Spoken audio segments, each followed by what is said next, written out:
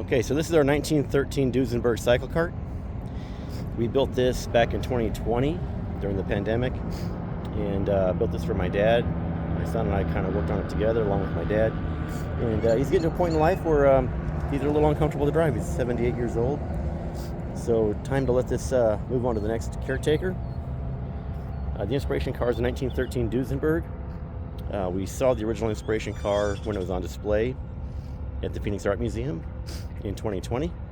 Took lots of pictures, and we tried to capture as many of the details, including the crazy looking exhaust pipe on the side and the Z frame down here.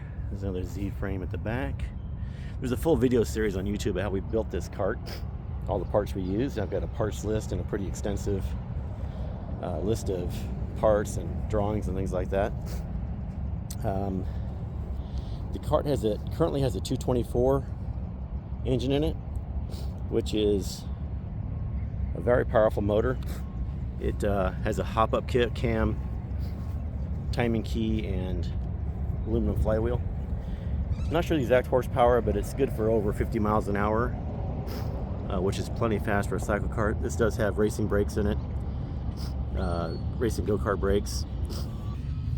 You see the battery down there by the pedals, brake pedal on the left, gas pedal on the right. MPC is the brand of brakes. There's a dead pedal on the far left for your foot to rest on. Pretty straightforward mechanical throttle assembly. Hydraulic brakes. Has leaf springs in the front and solid axle in the back. We currently have one wheel keyed. You can key both rear wheels to get a little more performance, a little more braking performance, but it does impact this turning radius. So if you got a really tight, twisty road or twisty track, turning radius will be affected. Pretty simple pull start operation. You got your fuel supply here. Choke is up top. The gray one is choke. So right now, as forward is gas on. Pull that back to turn the gas off. Choke is currently off.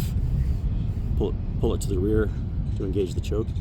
Typically, when you start it, just put the choke on, apply a little throttle, and it starts right up. First or second pull, pretty simple.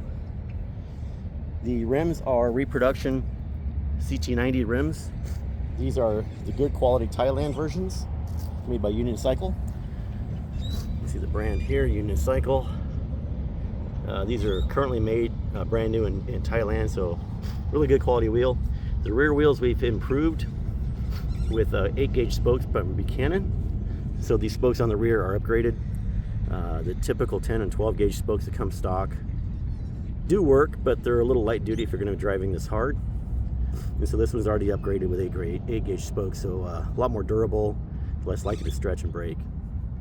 It does have a drop floor plan on it to get your body down nice and low. The seat is nice and thick for cushion. My dad wanted a little cushier seat, so it's about 3 inches of foam there. Steering wheel is removable.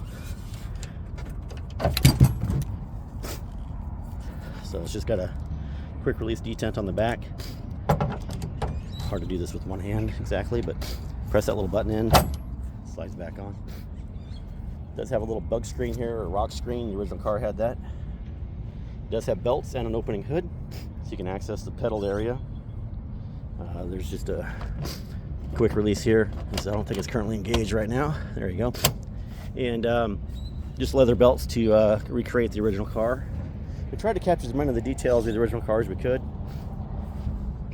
The original car was driven by Eddie Rickenbacker at the 1914 Indy 500, and it came in 10th place. The current car, as it sits in the museum in Indianapolis, is running this number 10 livery, red, white, and blue, exactly like this. And I think in period, Rickenbacker's racing number might have been 42, if I remember the original pictures correctly. But the number 10 is as it is right now in the museum there in Indianapolis. So we put the number 10 on there just to kind of recreate the exact situation as it is today. This does have a muffler on it. It's got a header and a muffler, so this does quiet down quite a bit. My other cart has an open muffler and it's a lot louder. This has been to quite a few events. This has been to Huntsville, Utah, pretty much every year since its inception. Maybe the first one it might have missed because I don't think we had this quite ready yet. It's been to, there's some of the Huntsville stickers there. It has been at Grass Valley, Oregon, which is a pretty big event. It's been a 24-hour race in Wilcox several times. It's been to Laguna Seca, and done very well. This car has only had one problem, where we had a problem with the cam. We've since fixed that, and has been really reliable ever since. It's got a juggernaut clutch on the TAV, so it accelerates really well. This is a very fast kart, so it's not a slow kart. It's not a kart for children. If you're going to put kids in this, I definitely recommend reducing the amount of throttle it can use. You can do that pretty easily, or put a less horsepower motor in it, because it is built to run at the front of the pack right now. This is an all aluminum. The fake exhaust is all aluminum. I had this tubing bought and welded up. Excuse me, it's welded here.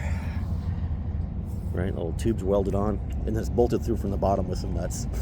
We got some capture bolts inside there to attach this to. And then I think I got these bent tubing off of the internet. It's like tubing like you would use on a turbo or something. It's all aluminum. Had it all welded up, and we wrapped it to make it look like real heat shielding.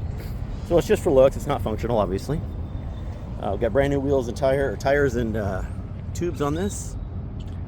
So all the tubes and tires are brand new. The other ones are actually okay, but they were showing a little bit of age, so we replaced them. It's got a custom-made drop front axle, and the pitmen, or the kingpins rather, have the 15-degree KPI and about 6 degrees of caster, and the Ackerman is correct for this chassis. So it steers really nice. Most cycle cars don't have that much engineering. The suspension, I took the time to make this so it handles really nicely for my dad.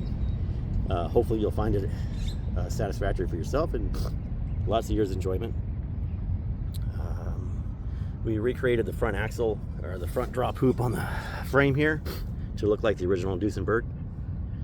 Like I said, it's got headlights. These are easily removable, couple bolts, and on quick release on the wiring there, so if you don't want those lights on there. We have them on there for the 24-hour event in Wilcox, because we do run this at night there. And the brake lights are functional. So these little motorcycle tail lights function as tail lights and brake lights. And you see this whole cowl comes off. I would take it off for the video, but there's a couple screws. I don't have the nut driver right now to pull this off. So a couple screws here, nut drivers, and then unbolt the seat here. We just unpack this right here. In fact, I can just show you that real quick. There's the engine, the TAV. And there's the brake system. Really, really nice brake system. More brakes than it actually needs. But so that is our Duesenberg CycleKart. Thanks for watching.